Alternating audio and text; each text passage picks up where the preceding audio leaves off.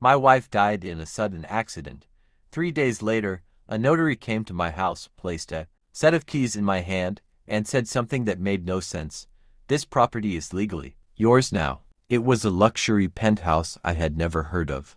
My wife had always forbidden me from asking questions about her mysterious business trips, so I assumed it was simply another secret she had taken to her grave.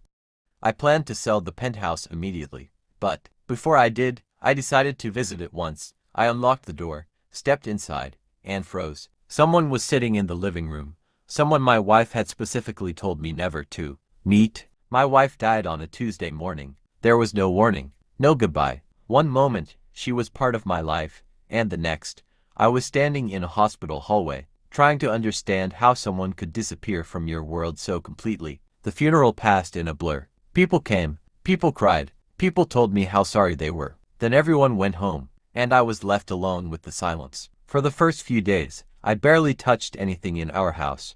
Her coffee mug was still beside the sink. Her coat was still hanging by the door.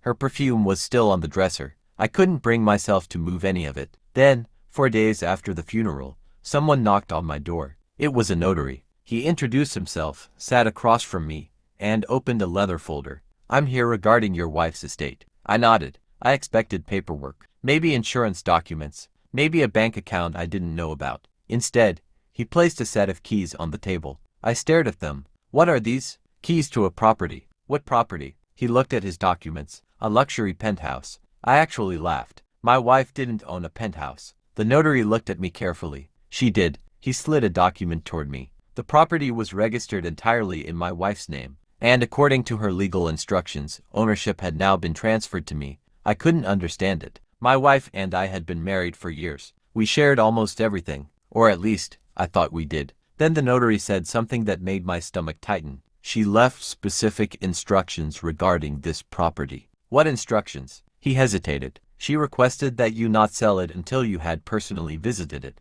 I looked at the keys again. "Why?" "I don't know." That answer bothered me more than anything else, because my wife had always been secretive about certain parts of her life, especially her business trips. Whenever I asked where she was going, she would simply say, "It's work." If I asked who she was meeting, she would change the subject. Once, I pushed too hard. She looked directly at me and said, "Please trust me, and whatever happens, never ask questions about those trips." I thought she was protecting a business secret. Now I wasn't so sure. The next morning, I drove to the penthouse.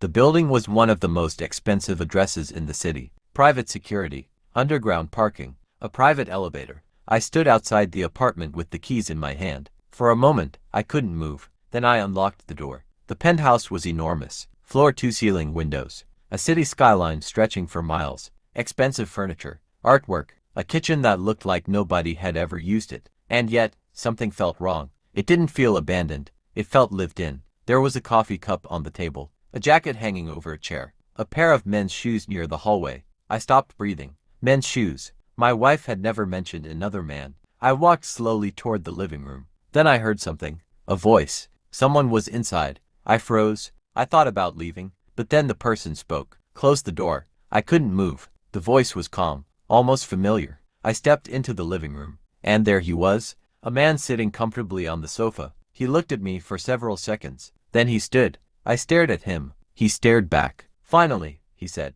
"you look exactly like she described." My heart started pounding. "How do you know my wife?" He didn't answer. Instead, he walked toward a small table and picked up an envelope. "She told me that if you ever came here, I was supposed to give you this." My hands were shaking when I took it. My wife's handwriting was on the front. "Just for words. For my husband.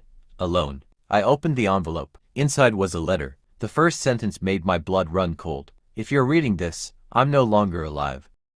I stopped. The man remained silent. I continued reading. My wife explained that the penthouse wasn't an investment. It wasn't a vacation home. And it wasn't connected to her normal business. She had been using it for something else. Something she had hidden from me because she believed telling me would put me in danger. Then I reached the final paragraph. It explained exactly who the man sitting across from me was, and why my wife had trusted him with the secret. I looked up. Why didn't she tell me? The man took a long breath. Because she knew you would try to protect her. And? He looked toward the window. She didn't want you protecting her. He turned back toward me. She wanted you to survive what came after her. I felt a chill move through my entire body. What comes after her? He reached into his jacket and pulled out another envelope. This one was much thicker. Your wife left one final instruction. What? He placed it on the table. Don't go home. I stared at him. Why? He looked directly into my eyes. Because someone has been watching your house since the day your wife died. I couldn't speak. Then my phone vibrated. One message. No name. No number I recognized. Just 6 words. You should have sold the penthouse. I looked at the man. He had already seen the message. His expression changed. And for the first time since my wife died, I realized something terrifying. Her death might not have been an accident. I thought the penthouse was the strangest thing my wife had left behind. I was wrong. The penthouse wasn't the secret. It was the warning. My wife had spent years protecting me from a world I didn't even know existed. And when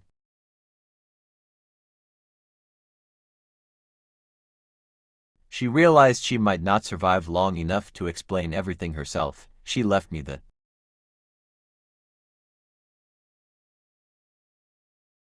keys, the letter, and one final person she trusted. I still don't know everything my wife was involved in. But I know this. The night I opened that penthouse door was the night I stopped believing her death was an accident. And sometimes, the truth you spend your entire life avoiding is the truth that can finally